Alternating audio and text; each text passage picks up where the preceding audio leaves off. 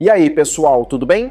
A Rússia foi bombardeada por mísseis de longo alcance da OTAN com ogivas não nucleares. Não sou eu quem está afirmando isso, mas sim Putin, que defende que são soldados da OTAN que disparam esses mísseis, já que os ucranianos não têm conhecimento do uso dessas armas. Como resultado da escalada, os Estados Unidos e seus aliados da OTAN disseram que deram sua permissão para usar armas de longo alcance contra alvos dentro da Rússia.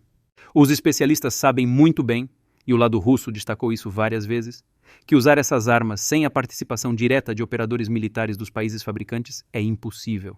Mais uma vez, não é a Rússia, mas os Estados Unidos que destruíram o sistema de segurança internacional, e eles estão tentando preservar sua hegemonia, provocando um conflito global. Sempre preferimos, e ainda preferimos, resolver nossos desentendimentos usando meios pacíficos. Mas estamos preparados para qualquer cenário. E se alguém tiver dúvidas, não deveria ter. Sempre haverá uma resposta. Saiu também a notícia que Israel foi atingido com mísseis hipersônicos do Irã, mas não foram os iranianos que dispararam, mas sim os extremistas do Iêmen. A resposta de Israel está sendo pesada, com bombardeios em vários países islâmicos ao mesmo tempo. Falando em Israel, também vou falar sobre como o Papa Francisco entrou na discussão. Ele sugeriu investigar se a ofensiva de Israel em Gaza pode ser considerada crime contra a humanidade. Voltando ao leste europeu, a Ucrânia não tem descanso. Ataques russos continuam devastando cidades como Kiev, como resposta do ataque das armas de longo alcance da OTAN que foram usadas novamente pelos ucranianos, exterminando milhares de soldados russos. Os Estados Unidos, ainda sob comando de Joe Biden, está bombardeando a Síria, numa tentativa de evitar o ressurgimento do grupo extremista islâmico, que não posso falar o nome. Além disso, marines estão em terra travando combates no país.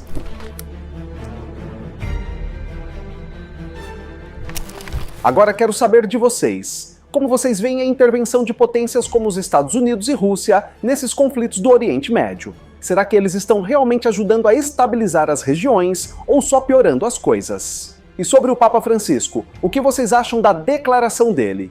É importante levantar a discussão sobre crimes contra a humanidade em Gaza ou isso só aumenta a tensão no Oriente Médio? Comentem aqui embaixo a visão de vocês. Para fechar, vamos conversar sobre o impacto desses conflitos na nossa vida. Me fala se vocês acham que as tensões globais, como as guerras e as crises energéticas, podem afetar o nosso dia a dia, independente do país que cada um aqui mora. Hoje as matérias vieram do Sky News, The New York Times, Al Jazeera, Sputnik, RT News e Telegram. Eu tento pegar a visão de cada jornal e explicar da melhor forma para vocês, mas fiquem à vontade para deixarem a sua própria visão. E fiquem à vontade também para deixar aqui nos comentários os jornais que vocês acham mais confiáveis. Eu vou dar uma olhada na sugestão de cada um.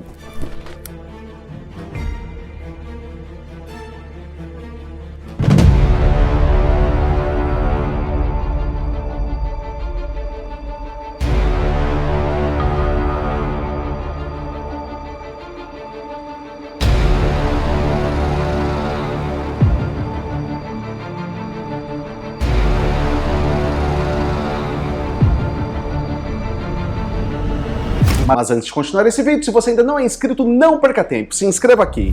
Vale a pena, eu te garanto. Deixe seu like para o YouTube recompensar o núcleo da Terra, e se você curtir muito esse conteúdo, ajude nosso trabalho clicando em valeu. É muito, mas muito obrigado pela força de sempre.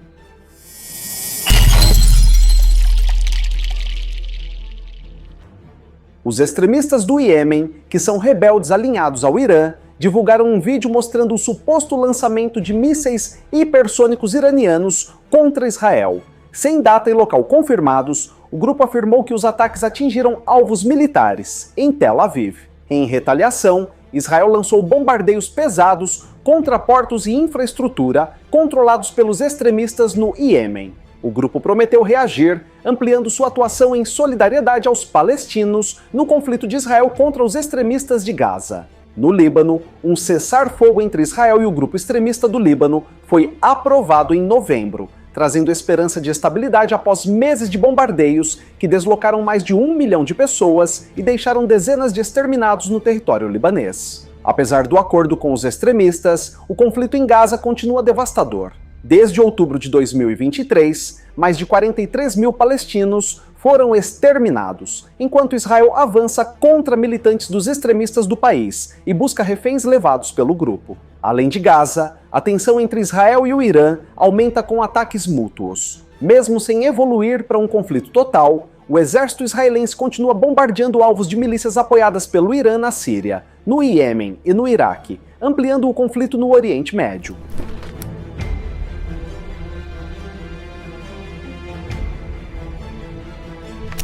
Em meio à violência, o Papa Francisco sugeriu que a comunidade internacional investigue se a ofensiva de Israel em Gaza pode ser considerada crime contra a humanidade. A declaração gerou forte reação de líderes israelenses, que negam as acusações. O ministro israelense Amichai Shikli criticou o Papa dizendo que a banalização do termo é um desrespeito às vítimas do Holocausto. Apesar da crítica, ele chamou Francisco de amigo do povo judeu e pediu esclarecimentos sobre suas declarações. O Papa, que costuma ser cauteloso, foi mais direto ao comentar a situação em Gaza. Ele afirmou que especialistas internacionais identificaram características de crimes contra a humanidade nos ataques israelenses e sugeriu uma análise cuidadosa para avaliar essa possibilidade. As autoridades em Gaza relatam números alarmantes: mais de 45 mil exterminados, 107 mil feridos e milhões de pessoas deslocadas. Israel alega que suas ações visam alvos dos extremistas de Gaza, mas as críticas internacionais continuam a crescer. Enquanto o mundo observa, o Oriente Médio segue em chamas. Os ataques dos extremistas do Iêmen, o conflito em Gaza e as trocas de bombardeios entre Israel e o Irã deixam claro que o conflito está longe de um desfecho, com vidas e territórios sendo devastados diariamente.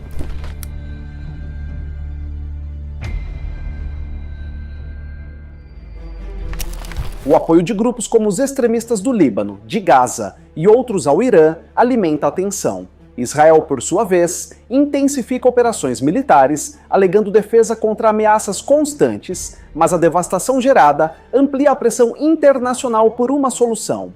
A ofensiva israelense contra Gaza destruiu quase todos os prédios do território palestino. Reféns ainda são procurados, enquanto milhares de palestinos buscam abrigo em meio aos ataques, enfrentando condições desumanas e falta de recursos básicos. Apesar do cessar-fogo com os libaneses, a ameaça de novos conflitos paira no ar. Israel segue em alerta, enquanto outros aliados do Irã prometem manter sua ofensiva, alimentando um conflito que já causou danos irreparáveis. A crítica do Papa Francisco trouxe um novo elemento ao debate. Como líder religioso de bilhões de fiéis, suas palavras têm peso global.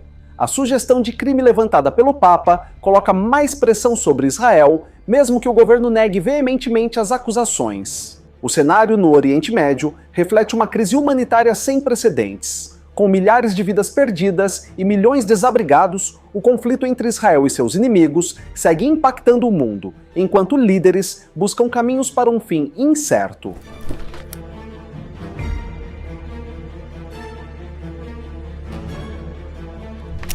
A Rússia lançou um mega-ataque cibernético contra os sistemas de registro da Ucrânia, segundo a vice-primeira-ministra do país. Esse ataque, o maior em tempos recentes, atingiu dados super importantes como nascimentos, falecimentos, casamentos e propriedades. Por causa desse ataque certeiro, os registros controlados pelo Ministério da Justiça ucraniano ficaram fora do ar, paralisando serviços essenciais. Segundo a vice-primeira-ministra, o objetivo dos russos é acabar com a infraestrutura mais importante do país. Mesmo com o estrago, a Ucrânia não ficou parada. Enquanto restauram os sistemas, os escritórios já começaram a oferecer alguns serviços básicos. Mas para colocar tudo de volta nos trilhos, o pessoal estima que vai levar umas 2 semanas de trabalho pesado. Depois que tudo estiver funcionando direitinho de novo, vai rolar uma análise completa do ataque. A ideia é reforçar as defesas e evitar que algo parecido volte a acontecer. É um recado claro de que a Ucrânia não vai deixar barato. Esse episódio mostrou mais uma vez como os combates modernos vão muito além dos campos de batalha. O conflito virtual ataca direto a vida dos civis, que deveriam ser poupados do clima de terror.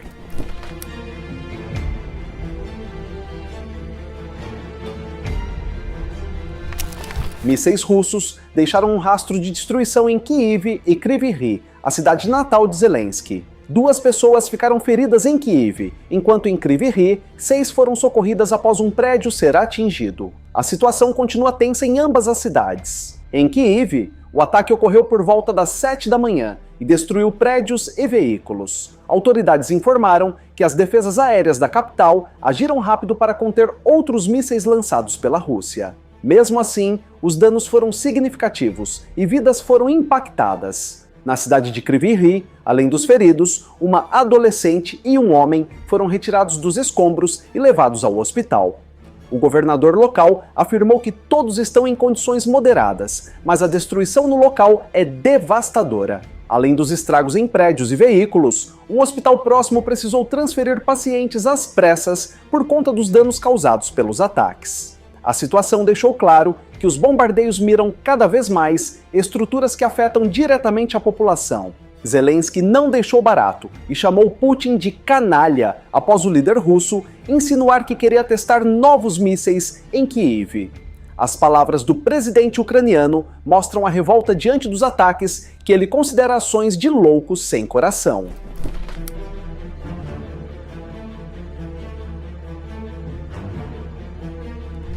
O Ministério da Defesa da Ucrânia informou que a Rússia teve perdas recordes recentemente, com mais de 2.000 soldados exterminados em apenas um dia. O conflito tem cobrado um preço alto para ambos os lados, mas a Ucrânia se mostra resiliente.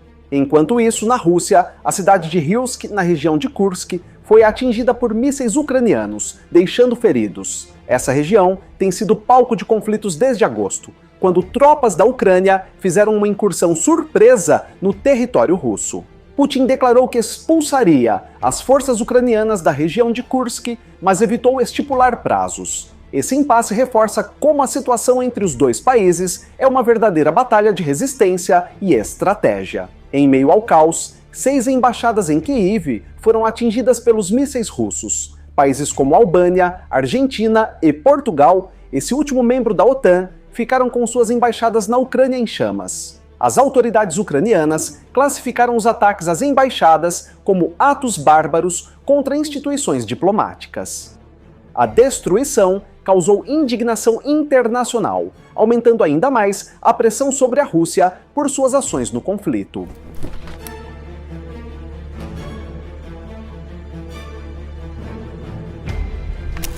Moscou afirmou que os ataques a Kyiv foram uma resposta a bombardeios ucranianos em Rostov, usando mísseis dos Estados Unidos e do Reino Unido. Putin deixou claro que é impossível esses mísseis serem usados sem que soldados desses países façam o disparo. Então, na prática, a OTAN está atacando a Rússia, segundo ele.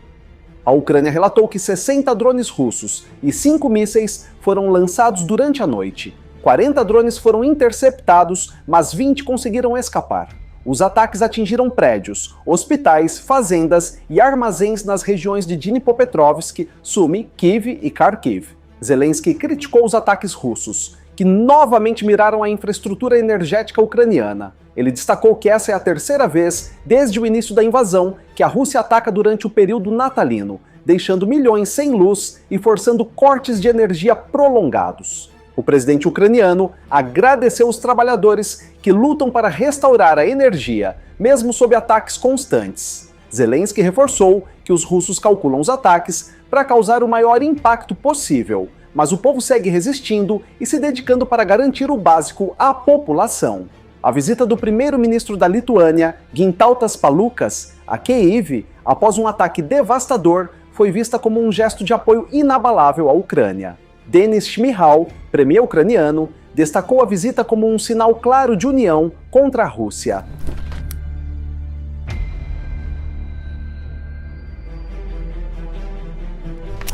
No leste e no sul da Ucrânia, as forças russas continuam avançando, mas em um ritmo mais lento do que no mês passado. Apesar disso, Moscou declarou ter conquistado as localidades de Usipenivka e Novopustinka, ambas na região de Donetsk, segundo a agência RIA. As tropas ucranianas recuaram de 2 áreas no leste para evitar um cerco russo. O grupo de forças Khortytsia confirmou que essas manobras foram feitas estrategicamente para proteger as tropas e continuar as operações em outras áreas críticas na região. Os ataques recentes tem como alvo tanto áreas militares quanto civis, o que agrava a situação para a população. Regiões como Kiev e Kharkiv sofrem com bombardeios que destroem prédios e ferem inocentes, mostrando o impacto direto do conflito no dia a dia das pessoas. Com as tensões aumentando, o apoio internacional à Ucrânia continua forte. A presença de líderes como o premier lituano em Kiev manda um recado de que aliados não pretendem recuar, mesmo diante das ameaças e ataques constantes por parte da Rússia.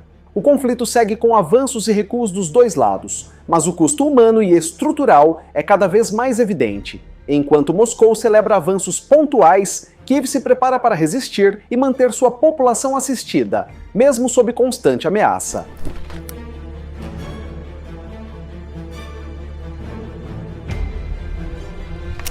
Vladimir Putin lançou mais uma de suas declarações polêmicas, sugerindo um duelo de mísseis entre Rússia e Estados Unidos. Ele afirmou que esse seria o melhor jeito de provar a força do novo míssil russo, chamado Oreshnik, contra as defesas aéreas americanas. A ideia de Putin seria simples: tanto Moscou quanto Washington escolheriam um alvo para testar suas defesas.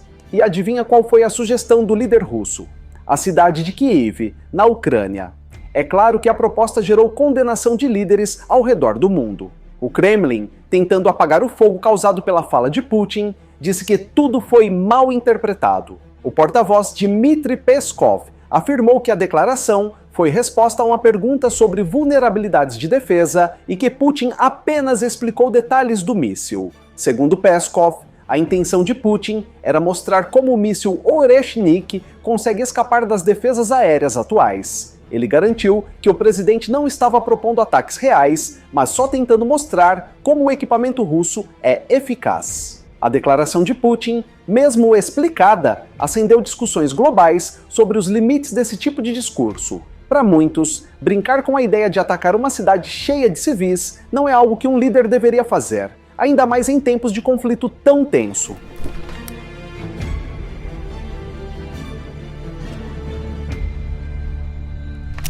A Rússia avisou que não vai deixar os Estados Unidos em paz enquanto não devolverem propriedades diplomáticas confiscadas. Segundo o vice-ministro Sergei Ryabkov, Moscou vai perturbar Washington sobre prédios tomados após acusações de interferência na eleição de 2016. Entre os imóveis estão 2 casas de veraneio usadas por diplomatas russos em Nova York e Maryland, além dos consulados de São Francisco e Seattle. Ryabkov garantiu que o tema não será encerrado até que todos os prédios sejam devolvidos à Rússia. O ex-embaixador russo Anatoly Antonov disse que o tema foi discutido em todos os níveis, mas os Estados Unidos continuam sem dar respostas concretas, apenas mensagens formais. Para Moscou, isso é inadmissível e o assunto continuará na pauta. Enquanto isso, na União Europeia, Viktor Orbán, aliado de Donald Trump, sugeriu que o bloco aguarde a posse do ex-presidente americano antes de decidir sobre novas sanções contra a Rússia. Ele acredita que Trump pode trazer uma mudança nas relações transatlânticas. Orbán, que esteve na Flórida com Trump recentemente, pediu paciência da estratégica aos líderes europeus, surpreendendo seus colegas. A aproximação de Trump com Moscou e suas críticas ao apoio à Ucrânia preocupam tanto a Europa quanto Kiev.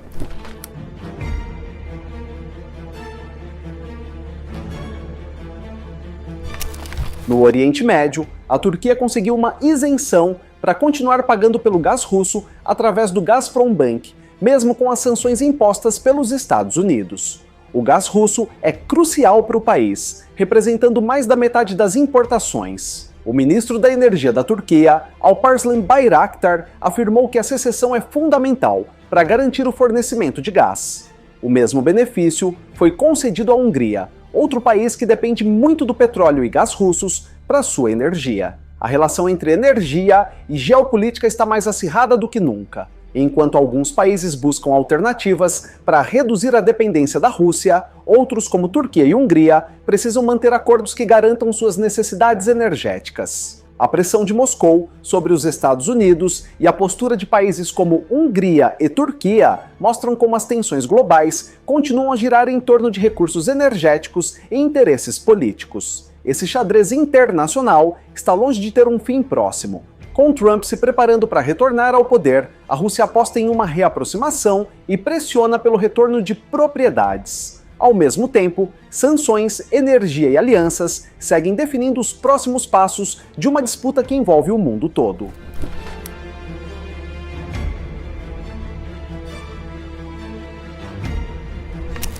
Os Estados Unidos intensificaram ataques aéreos contra os extremistas islâmicos na Síria, atingindo mais de 75 alvos em 2 semanas. Segundo o governo americano, a ação busca impedir que o grupo se reorganize após o colapso do regime de Bashar al-Assad. Jake Sullivan, conselheiro de segurança nacional dos Quetuleywa, alertou sobre o risco de ressurgimento do grupo extremista ISIS. Ele destacou que o jihadismo ainda representa uma ameaça séria na região, mesmo após anos de combates e operações militares intensas. Durante visita ao nordeste da Síria, o general Michael Kurilla, chefe do Comando Central dos Estados Unidos, encontrou tropas americanas e aliados das Forças Democráticas Sírias. Essa parceria é crucial para combater os extremistas e manter o controle em áreas estratégicas. O Pentágono surpreendeu ao revelar que há cerca de 2.000 soldados americanos na Síria, o dobro do número divulgado em outra ocasião. Antes, a estimativa oficial era de 900 militares no país, levantando dúvidas sobre a transparência nas operações. Esse aumento de tropas ocorre em meio à crescente tensão na região.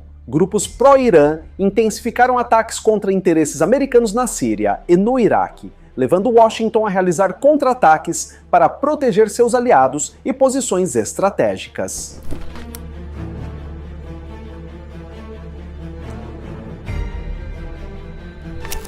Especialistas questionam a discrepância nos números divulgados pelo Pentágono, argumentando que a falta de clareza pode afetar a confiança de aliados e ampliar críticas sobre o real envolvimento dos Estados Unidos nos conflitos do Oriente Médio. Essa não é a primeira vez que o número de tropas na Síria é subestimado. Em 2017, o Pentágono admitiu que mantinha 2.000 soldados no país, 4 vezes mais do que o anunciado. A história parece se repetir, alimentando debates sobre a presença americana. Agora quero saber de vocês. Como vocês veem a intervenção de potências como os Estados Unidos e Rússia nesses conflitos do Oriente Médio? Será que eles estão realmente ajudando a estabilizar as regiões ou só piorando as coisas? E sobre o Papa Francisco, o que vocês acham da declaração dele? É importante levantar a discussão sobre crimes contra a humanidade em Gaza ou isso só aumenta a tensão no Oriente Médio? Comentem aqui embaixo a visão de vocês. Para fechar, vamos conversar sobre o impacto desses conflitos na nossa vida. Me fala se vocês acham que as tensões globais, como as guerras e as crises energéticas, podem afetar o nosso dia a dia, independente do país que cada um aqui mora.